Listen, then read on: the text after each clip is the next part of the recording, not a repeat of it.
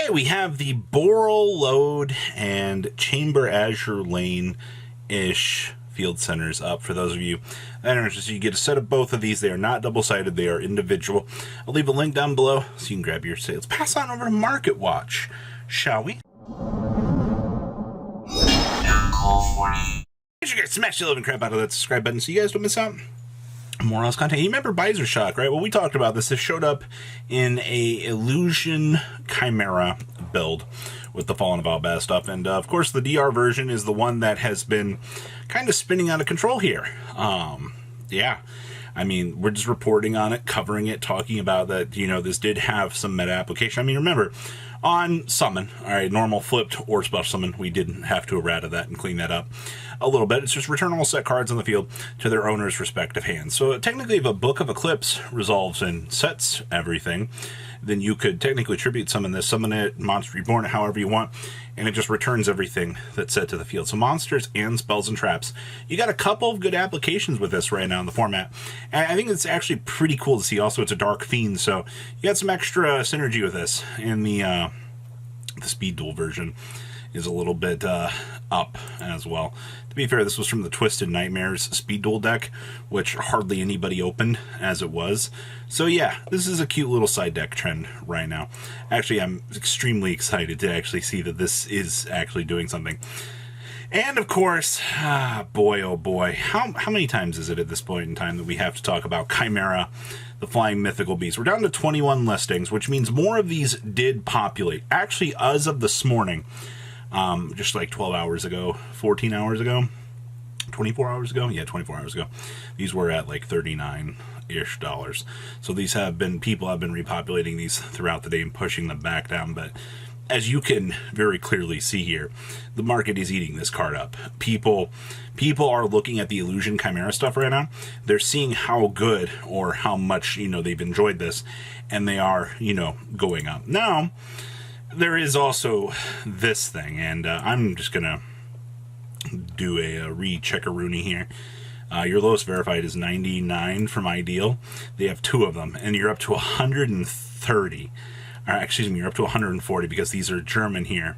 So what do you want me to tell you at this point in time? You've got a QC that's disappearing off of the market. You have an ultra rare that's already, you know, going up massively in terms of value because people want this.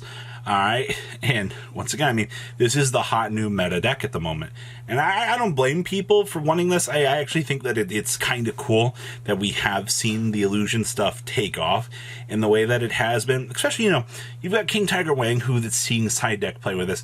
You have, you know, Chimera itself. It's so cool to see what's going on here. Chimera Fusion, you know, somebody just came through and bought 24 copies of this. This is actually insane. This card in and itself, you have, look at all these listings just in one day. Like, what? You know? You have all the other moving pieces too.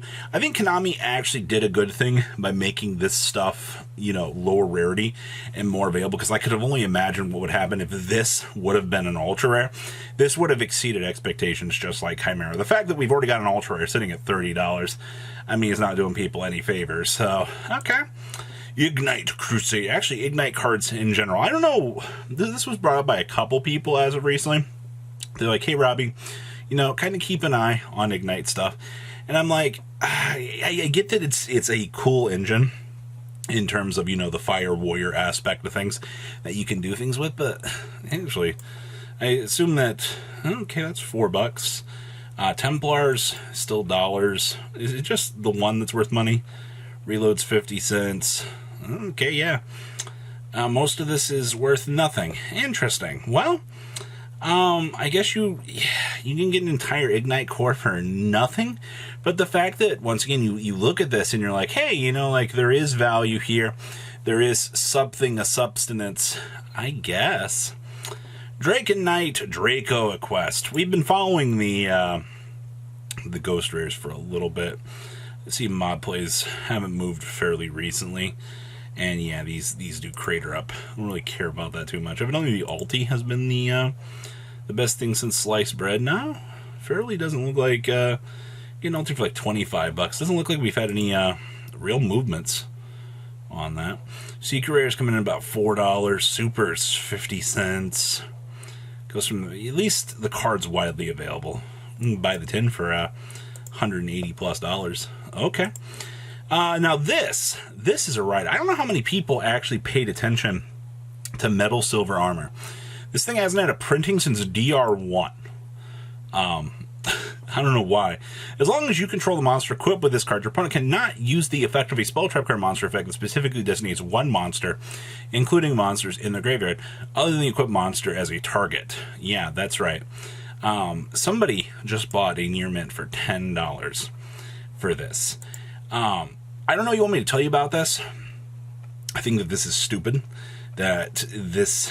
Oh my god, all the mod plays at the $3 to $4. You can get a light play for $5.50. Okay, so I think they shot a little bit high. I'd play light play, no problem for this. This is just one of those cases that you look at this card and you're like, wow, you know, the Warrior Toolbox decks really are winning out here. Limitus. You know, this is $68, $65 for a Starlight. I feel like this is actually really cheap in comparison to a lot of other things that we've seen fairly recently here. And the Secret Rare is also coming in at $5, $6. Like, I'm not even going to consider this real money at this point in time, because this is actually, like, insane at how, you know, much is available here on the market for this. So, once again, I mean, if you're looking at wanting to, you know, pick up some more Starlights, I mean, it is a completely more optional card for the deck than a lot of other pieces, so, okay. Big Welcome Labyrinth. Oh boy. Up, up, and away they go. Do, do, do, do, do, do. See, somebody just paid $13 for one. Really wish they would check the other listings for some of this stuff, but it looks like in the lowest verified right now, you're spending the $9 price point. I mean, this is the card that does make Labyrinth go round. There's really no denying that at this point in time. I do beg the question, though, in the future, could this be a card that we could see limited? Because more and more people look at Labyrinth and they're like, hey, you know, like, this deck does get pretty insane, you know, especially with the next round of support. And more people kind of look around and they're like, you know, do we go after regular Welcome Labyrinth? Or is Big Welcome, like, the card that just kind of makes the deck, like, go the terminal crazy that it actually is? I don't know. I think that's an interesting discussion point to be had here in the future, if this is the card that you go after in terms of limiting, but okay. Hugins. Oh my gosh. 550s. How the mighty have fallen. Poor Runic. Actually, Runic cards in general, I mean, $37 for the collector's rares. Fountains are underneath $30. Sleipnirs. I still need one of these. These are $29. Just the tips are $12 to $13. There's the Hugins at 5s. Regular fountains are $4 at this point in time. Regular Sleipnirs are still 30s, or excuse me, at 3s. The Dispelling's coming in at under $1. Yeah, the rest of the stuff is incredibly cheap. Like, this is actually kind of crazy seeing this stuff be so affordable. I'm actually expecting in the next ban list here that we see some sort of limitation to this. I'm expecting we will follow the same treatment as the OCG, where we'll put Fountain to 1, but okay. Hey, there can only be one. 10 listings. $60, 53, 59. They're moving. Very, very strange. Yeah, 60, 68, $70. Yeah, they're doing their thing. Am I surprised? No, you shouldn't be either. This is one of those cards that we've been keeping an eye on for a while. You just kind of, you go, oh, you know, it's finally time. I did give the warning signal for this like a week ago and said, hey, you know, if this, it'd be a very strange thing if this became a $100 card like Rivalry was trying to do back in the day. I also wanted to toss Charizard EX in here for a market watch. You know, the whole Zard tax is ridiculous. You know, these did bottom out at $20 at one point in time. I think this is the most expensive standard card that I've seen actually for Pokemon. This actually kind of breaks the trend. You know, so much product is typically over-opened for this set. And yeah, you know, it is a Dark Charizard. It does have some sort of meta relevance right now. And, you know, people are spending that $30 price point for this. It's also got, you know, 4 other printings, or 3 other printings in, you know, the fancier versions. But, you know, that's what we're sitting with right now. So that's today's market. Please, leave a comment down below, tell me what you guys think, and I'll see your beautiful faces back here later in the day, guys. Peace out. Patrons, thank you.